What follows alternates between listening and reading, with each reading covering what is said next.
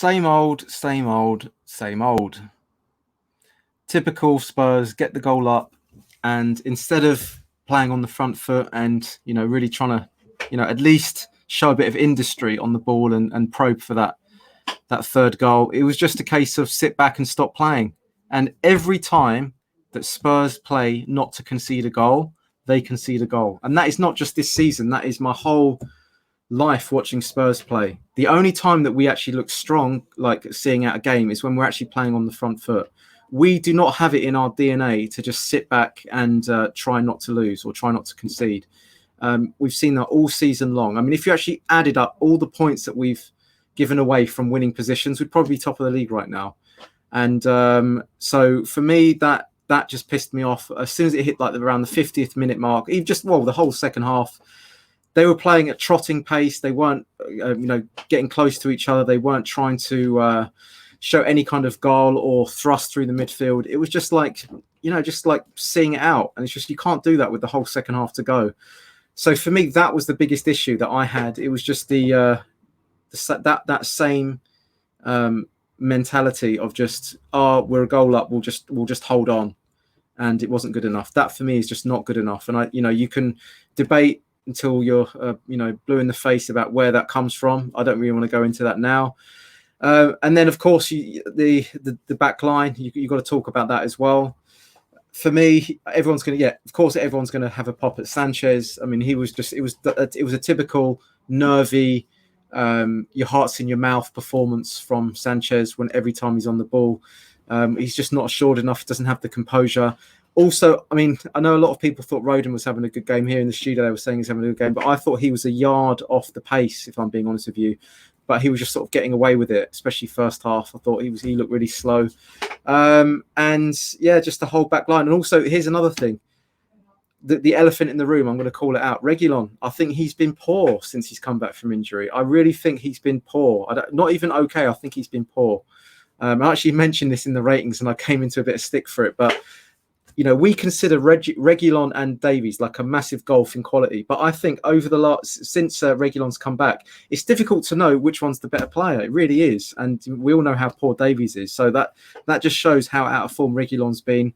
Thought he was class at the beginning of the season, but I think since he's come back, no one's digging him out. No one seems. People seem a bit shy to call him out at the moment. But I'm just going to be honest and say that he's poor. I thought he looked really ropey, almost the most ropey player I'd say for us.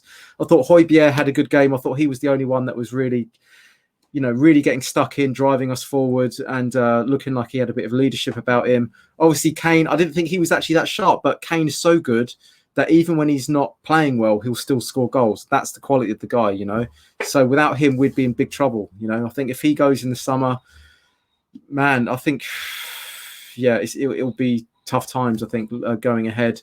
And then Son came on. I think he still looks, something about Son, he hasn't looked good for a number of weeks now.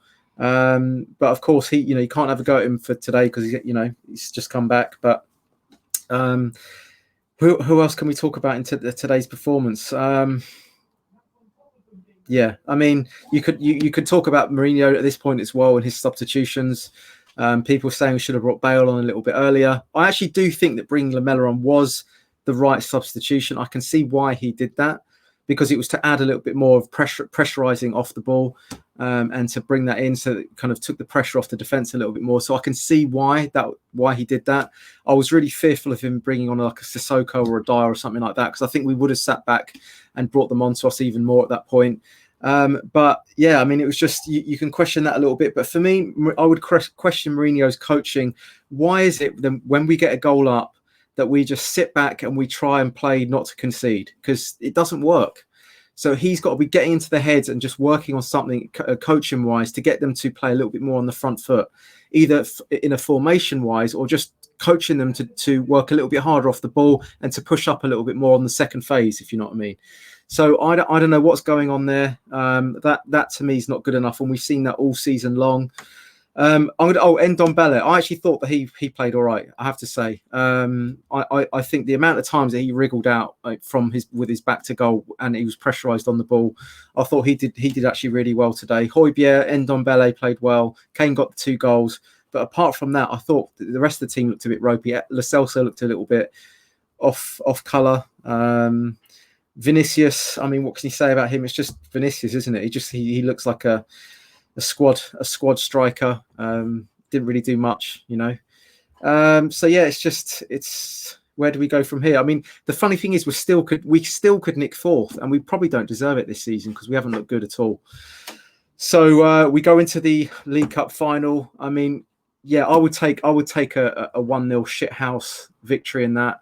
If we can do that and we nick fourth, then you'd have to say it's a really, really good season. So that's still a possibility. Let's keep our fingers crossed. But yeah, it was a bunch of Easter eggs today, wasn't it? I mean, they looked pretty poor. And let's be honest, Newcastle, they are a shit side. So that was a missed opportunity today. But we go on, we crack on, we keep moving forward, and you never know, we could still pull a rabbit out of the hat and finish fourth. All right, guys, see you next time.